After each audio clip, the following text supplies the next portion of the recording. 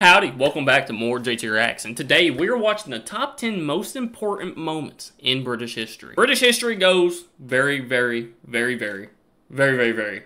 far back. There's a lot of history to the UK. A lot of stuff has happened. So today we're going to see the 10 most important moments. Y'all have to let me know, are these actually the most important moments in the UK's history? So we're about to get into it. If you're new to the channel, hit that subscribe button. We just hit 5,000 over here. I appreciate you guys so freaking much. If y'all want to see more reactions like this, let me know by hitting that like button. Other than that, let's get into it. Are you ready for a history lesson? Yes. Welcome to Watch Mojo UK, and today we're counting down our picks for the top 10 most important events in British history.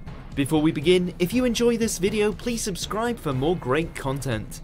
For this list, we're looking at some of the key moments that have propelled Britain forward in the last 1,000 years. Here we go. Obviously, we can't... Oh, so only in the last 1,000? Oh, so we ain't going too far back. I mean, that makes sense, though, because if we went all the way back, this video would be like 7 hours long, so... a millennium's worth of history into one video, so don't be surprised if there are some significant events we haven't covered just yet. Sure.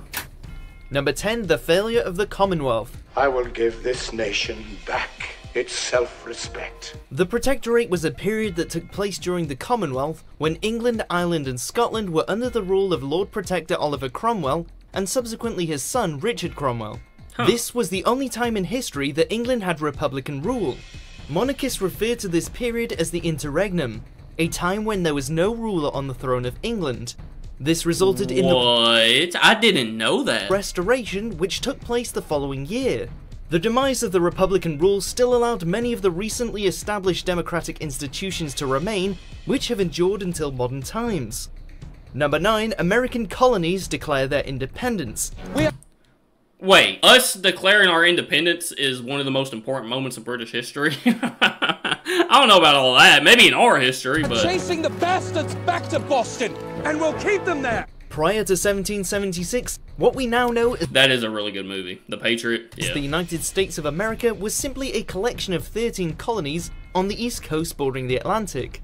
Residents there were becoming increasingly dissatisfied with the British rule and had been waging war on the Brits for more than a year. Finally, by the summer of 1776, all 13 of the colonies had agreed to segregate from England. I mean, I guess it did start a whole war, and people were leaving to create a whole nother country, so like, yeah, I could see where it'd be a really big moment in British history. At least in the last 1,000, I guess, so yeah. Thomas Jefferson drafted the Declaration of Independence, which was then adopted by Congress. The American War of Independence was not yet finished, it would go on for another 5 years. Yep. Number 8, the Great Fire of London. What? In the summer of 1666, a blaze engulfed the city of London, destroying almost everything in its path. Yo! Why have I never heard of this? 13,200 houses were taken, as well as 87 churches. It's estimated that the vast majority of London residents lost their homes to the fire. Wow. Strangely, amid all this destruction, there were hardly any reports of deaths taking place due to the fire. Let's go. Houses and churches and all this, yeah, it sucks, but they can be rebuilt. One thing you can't get back is your life. I was about to say, I was wondering how many people died from it. But if, like, they said almost nobody, you know, it sucks that the whole freaking town just got wiped out by a fire. Which, by the way, how did the fire start? What happened? Hey, if nobody died, that's the plus in all of it. Still very bad and sucks very much, but hey, not losing anybody, that's pretty cool. Historians have established several reasons for this. Firstly, the deaths of commoners were not always recorded, and secondly, the bodies may have been completely incinerated, leaving no evidence of how many really perished. So yeah, some people probably did pass. Dang, that sucks. The city had to be entirely rebuilt, and some historians believe the fire was actually beneficial in a way because it eliminated many unsanitary and plague-infected buildings. I mean, yeah. You ever wanted a fresh start, a clean slate? Burn the whole thing down, so... But wow, I've never heard of that. The London Fire. Number 7, the Peasants' Revolt. Is this some sort of peasant joke that I'm too rich to understand? In the 14th century, British commoners had a lot to be upset about. The plague had recently wiped out a huge portion of the population, which meant that labourers were able to demand more money because workers were no longer so readily available. Yeah. The government, however, set the Ordinance of Labourers, which cemented wages at the low amounts they were before the Black Death.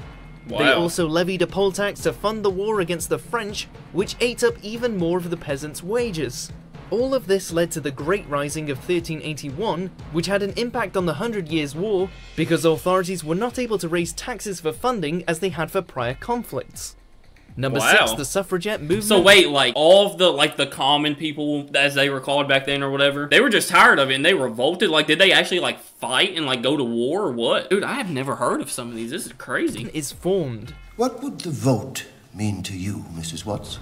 Though the women's suffrage movement had been underway for several years already, 1903 marked an important event in British history.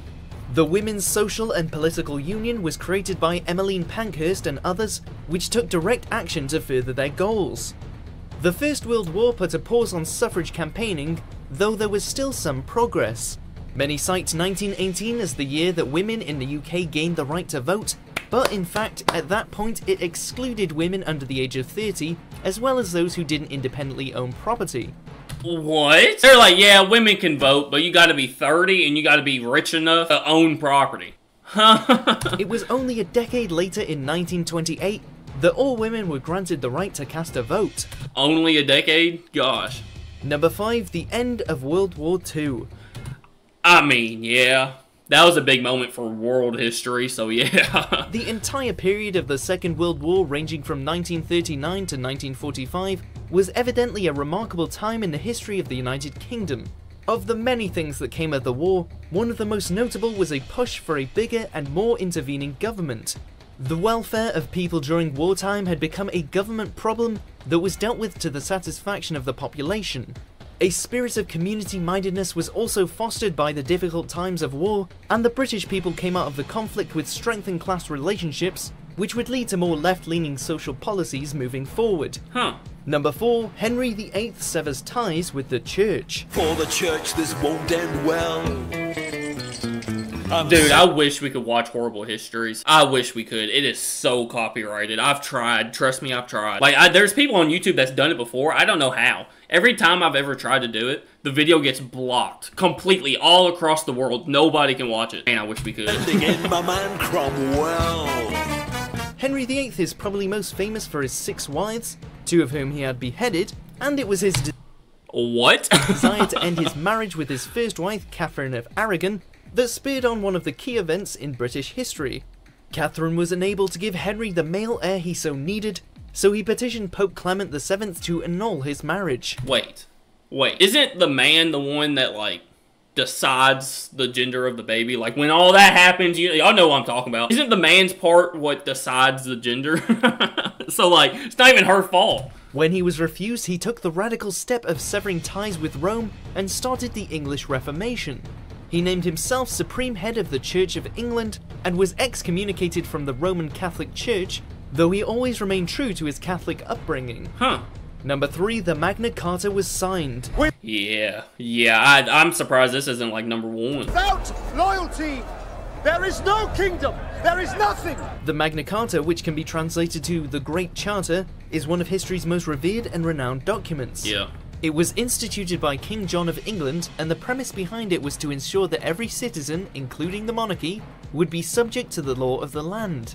Much of the text has been edited since its inception, and very few of the clauses remain in modern law. But nonetheless, the Magna Carta is the basis of the British Constitution. Many principles represented in the document have been influential in bills of rights around the world. Number 2, the Battle of Waterloo. You want to kill your emperor?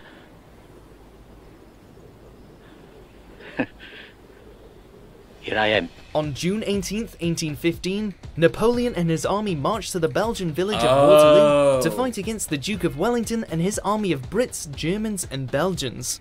Napoleon made some critical strategic errors which led to his troops losing the battle.